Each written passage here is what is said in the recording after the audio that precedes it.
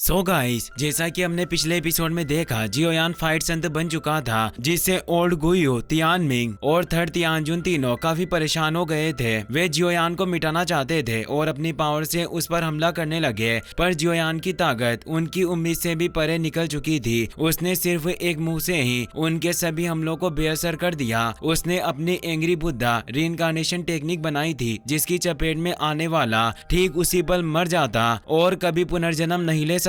तियानमिंग समझ गया कि उसकी मौत निकट है। उसने जियोयान से रहम की भीख मांगी, पर जियोयान उसे माफ करने वाला नहीं था, इसीलिए उसने अपनी बॉडी को एक्सप्लोड कर लिया। जियोयान ने अपनी एनर्जी से सबको प्रोटेक्शन बैरियर में बांधकर बचा लिया। गुयू और थर्ड तियानजुन भागने की कोशिश कर रहे थे। जियोयान ने अपनी एंग्री बुद्धा रीइंकार्नेशन टेक्निक से फिर हमला किया। गुयू जानता था कि इस टेक्निक की चपेट में आने के बाद वो बच नहीं पाएगा, इसीलिए उसने थर्ड तियानजुन को बलि के बकरे की तरह इस्तेमाल किया, जिससे वो खत्म हो गया और गुयू बचकर भागने लगा। उसे बचाने के लिए हुन क्लैन का एक एल्डर का प्रोजेक्शन हेड वहां आया, जिसने उसे बचाकर ले जाने की कोशिश की, पर जियोयान ने जाते जाते उसे एक जोरदार झटका दिया। वो उसे पूरी तरह मिटा देना चाहता था। तब उसे हुन क्लैन के एल्डर ने जियोयान पर हमला किया और कहा कि तुम्हारे पिता अभी भी हमारे कब्जे में है, इसीलिए ज्यादा घमंड मत करो और अगर हिम्मत है तो हमारे हुन क्लैन में आ जाओ, मैं तुम्हारा इंतजार करूंगा। जियोयान ने कसम खाई कि वो जल्दी सोल रियल्म में जाएगा।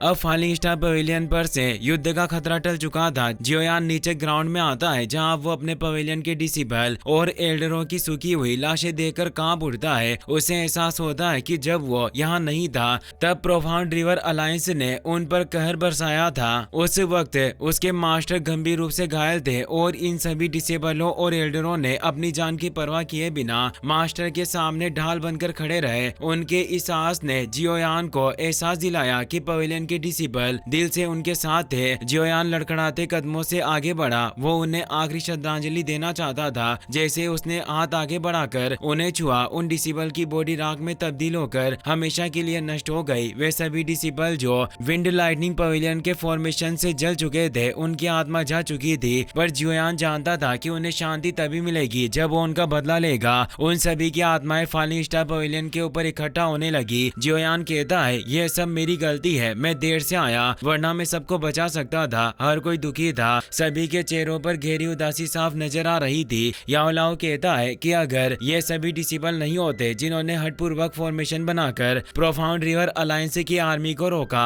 तो जब तक तुम एकांतवास से बाहर आते हम सब जिन्ना नहीं बचे होते। जियोयान का गुस्सा अब उबलने लगता है। वो कहता है कि तियानमिंग सेक्टर, आइस रिवर वैली और विंड लाइटनिंग पवेलियन ने हमारे खिलाफ साजिश रची और हमारे बहुत से लोगों को मार डाला। उन्हें अब इसकी बहुत ही महंगी कीमत चुकानी पड़ेगी। मैं हर एक खून की बूंद का बदला लूंगा। अब सीन बदलकर सेंट्रल प्लेन्स में मौजूद हान कबीले पर आता है। विंड लाइटनिंग पवेलियन ने वहां हमला कर दिया था, क्योंकि वेनेरेट लेई अच्छी तरह जानता था कि जियोयान उनसे बदला लेने जरूर आएगा, इसीलिए वो उनके दोस्तों को पकड़ना चाहता था ताकि वो उनका इस्तेमाल बचाव में कर सके। उसने कबीले के लीडर हानजी को आसानी से हराकर फेंक दिया और कई सारे डिसेबल और एल्डर को पहले ही मौत के घाट उतार दिया था। हानयू और हानजू अपने पिता को इस हालत में देखकर परेशान हो जाती है, क्योंकि वो सिर्फ फाइट टेम्परल लेवल पर थी, जबकि वेनेरेट लेई 2 स्टार फाइट वेनेरेट रियल्म में था और वो कई पावरफुल प्रैक्टिशनरों के साथ आया था। अब वो हान कबीले के एल्डर हान फे से कहता है कि आज्ञाकारी तरीके से हमारे साथ आ जाओ। हान फे कहते हैं कि हमारी फैमिली भले युद्ध में लड़ते हुए मारी जाए, पर हम कभी भी तुम्हें अपना इस्तेमाल करने नहीं देंगे। तुम हमारा इस्तेमाल दूसरों के बीच एक बातचीत के उपकरण की तरह करना चाहते हो। हम कोई ऐसी चीज नहीं है जिसका हर कोई इस्तेमाल कर सके। और वो गुस्से में उस पर हमला करने बढ़ते हैं, पर वेनेरेट लेई आगे से टेलीपोर्ट हो जाता है और पीछे आकर हान फे को काफी जोर से पंच मारता है, जिससे उनके मुंह से खून निकल आता है और वे दूर गिरते हैं। उससे पहले ही वेनेरेट लेई उन्हें फिर से मारता है और जमीन पर फेंक देता है। हान यू और हानजू अपने दादाजी को संभालने आती है, पर उनकी हालत अब काफी खराब हो चुकी थी। हानजू कहती है, तुम कमीने काफी आगे निकल चुके हो। वेनेरेट लेई फे तियान से कहता है, जल्दी करो और इन सभी हान फैमिली के लोगों को बंधक बना लो, ताकि हम उस लड़के जियोयान को धमका सके। फे तियान और बाकी सभी उसकी बात समझ जाते हैं। फे तियान दोनों लड़कियों के पास आ जाता है। वो कहता है, मैं लड़कियों के साथ सख्ती नहीं करना चाहता, पर अगर तुम खुद मेरे साथ नहीं चलोगी तो मुझे जबरदस्ती करनी होगी। हानजू को गुस्सा आता है, पर हानयू उसे आगे बढ़ने से रोक लेती है और खुद तलवार लेकर उस पर हमला करने करने बढ़ी। वो तलवार फेंक कर हमला करती है पर वो आसानी से बच जाता है और जब हान्यू ने दोबारा हमला किया तब भी उसने उसे आसानी से दूर कर दिया। उसके सभी हमले बेकार हो रहे थे क्योंकि Fei Tian fighter emperor realm के पीक पर था। वो आसानी से हमला करके हान्यू की तलवार को दूर गिरा देता है और एक जोरदार वार करके उसे चित कर देता है। अब वो उसे अपने लाइटनिंग से पकड़ लेता है। हान्यू परेशान हो जाती है पर अब विंड लाइटनिंग पवेलियन के दूसरे एल्डर ने उसके पिता और दादा को भी बंधक बना लिया था। हान्यू घबरा गई। वो जानती थी कि वो उनका सामना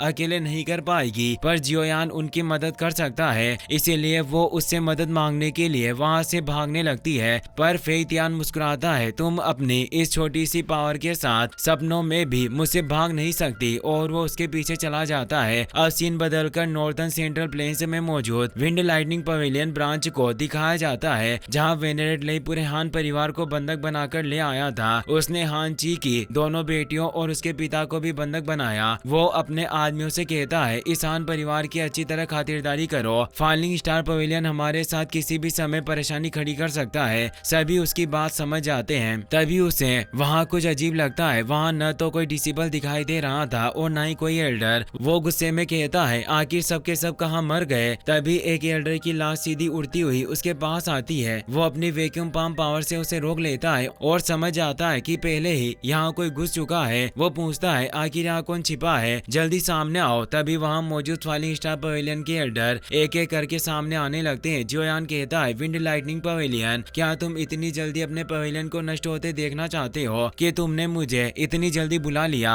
और वो अपना ऑरा फैलाने लगता है। सभी विंड लाइटनिंग पवेलियन के लोगों पर तेज दबाव पड़ा जिसे वे सहन नहीं कर पाए और एक पल में ही धूल बनकर नष्ट हो गए। अब सिर्फ फेई तियान और वेनेरेट लेई बचे हुए थे। वेनेरेट लेई हैरान रह गया कि जियोयान एक ट्रू फाइट संत बन चुका है। हान यू और हान जू जियोयान को देखकर खुश हुई। वेनेरेट लेई कहता है, जियोयान तुम उतावलेपन से काम मत करो, तुम्हारे ये दोस्त हान फैमिली के लोग अभी भी मेरे कब्जे में है। क्या तुम्हें डर नहीं कि मैं इन्हें मार दूंगा। और वो अपनी सील को एक्टिवेट करके उन्हें दर्द पहुंचाने लगता है। जियोयान गुस्से में कहता है, तुमने मुझे धमकी दी। वेनेरेट लेई कहता है, प्रोफाउंड रियर अलायंस को तियानमिंग सेक्ट के द्वारा लीड किया जा रहा था, इसीलिए हमारा विंड लाइटनिंग पवेलियन इसका हिस्सा नहीं है। अगर तुम हमें जाने दोगे तो अभी से हमारा विंड लाइटनिंग पवेलियन तुम्हारे फॉलिंग स्टार पवेलियन से संबंध तोड़ देगा और हम कभी एक दूसरे को परेशान नहीं करेंगे। जियोयान गुस्से से भर जाता है और बोलता है, तुम अपने आप को क्या समझते हो, और तुम जिस प्रोफाउंड तियानमिंग सेक्ट की बात कर रहे हो उसे मैं मिटा दूंगा। और वो अपने रूलर को बाहर निकालते हुए कहता है, इन पिछले 2 सालों में तुमने हमारे फॉलिंग स्टार पवेलियन के लोगों को काफी परेशान किया है और बार बार हमारे लिए मुश्किलें खड़ी की है। तुमने हमारे लोगों को तड़पाया और उस समय भी मेरे ऊपर 3000 लाइटनिंग मूवमेंट चोरी करने का लांछन लगाया और मेरे जैसे जूनियर के खिलाफ सेक्ट प्रोटेक्शन एरिया का इस्तेमाल किया। उस समय मैंने कुछ नहीं कहा और इतने समय तक उन चीजों को बर्दाश्त किया। फिर तुमने मेरे फॉलिंग स्टार पवेलियन के साथियों को मार डाला, मेरे दोस्तों को बंधक बनाया और उन्हें टॉर्चर किया। मैं ये कभी भी बर्दाश्त नहीं कर सकता। और वो गुस्से में अपने रूलर को तेज वाली फ्लेम से भर देता है और फुल स्पीड में वेनेरेट लेई की तरफ बढ़ता है। वेनेरेट लेई कांप उठता है, उसकी आंखों में डर साफ झलक रहा था। जियोयान ने सीधा उसके पेट पर वार किया और फिर दूसरा हमला सीधा फेई तियान पर किया, जिससे दोनों हान फैमिली से दूर जा गिरे। अब जियोयान ने अपने रूलर को जोर से जमीन पर मारा, पूरा ग्राउंड बिखर गया। जियोयान का हेवी ब्लैक रूलर अब अपग्रेड हो चुका था। वो फेई तियान के गले को दबाने लगा। फेई तियान को बेहद दर्द होता है पर वो बचाव में कुछ नहीं कर पाता। जियोयान ने उसकी गर्दन मरोड़ दी और उसी पल वो मारा गया। उसकी बॉडी भी राख में बदल गई। जियोयान कहता है, मेरे फॉलिंग स्टार पवेलियन के कुल 28 लोगों की तुम्हारे विंड लाइटनिंग पवेलियन के हाथों मौत हुई थी। आज मैं उनकी हर एक खून की बूंद का हिसाब लेने आया हूँ। अब सिर्फ वेनेरेट ले ही बचा था। वो लड़खड़ाते हुए खड़ा होता है और कहता है, जियोयान तो इतना घमंड मत कर। मेरा wind lightning pavilion heaven demon phoenix tribe का अच्छा दोस्त है। अगर तूने हमारे पवेलियन को नष्ट करने की हिम्मत की तो वे हेवन डीमन फिनिक्स ट्राइब वाले तुम्हें जरूर मार डालेंगे और बदला लेने आएंगे। जियोयान अपनी एंग्री बुद्धा रिइंकार्नेशन टेक्निक को एक्टिवेट करने लगता है और कहता है, तुम्हें हेवन डीमन फिनिक्स ट्राइब को इतना महत्व नहीं देना चाहिए। वो उतने पावरफुल नहीं है जितना तुम सोचते हो। वेनेरेट लेई हंसते हुए कहता है, जियोयान मैंने हान फैमिली के लोगों की बॉडी पर पहले से ही लाइटनिंग मार्क प्लांट कर दिया है जिसका कंट्रोल मेरे हाथ में है। अगर मैं इन पर जरा सा भी दबाव डालूं तो हान फैमिली के चारों सदस्य विस्फोट होकर मर जाएंगे। चारों सील की वजह से तड़पने लगते हैं। वेनेरेडली कहता है अब मैं देखना चाहता हूँ कि तुम अपनी स्पीड से इन्हें बचा पाते हो या मेरा हाथ इन्हें विस्फोट कर देगा। लेकिन उसके शब्द खत्म होने से पहले ही जियोयान की एंग्री बुद्धा रिइंकार्नेशन टेक्निक ने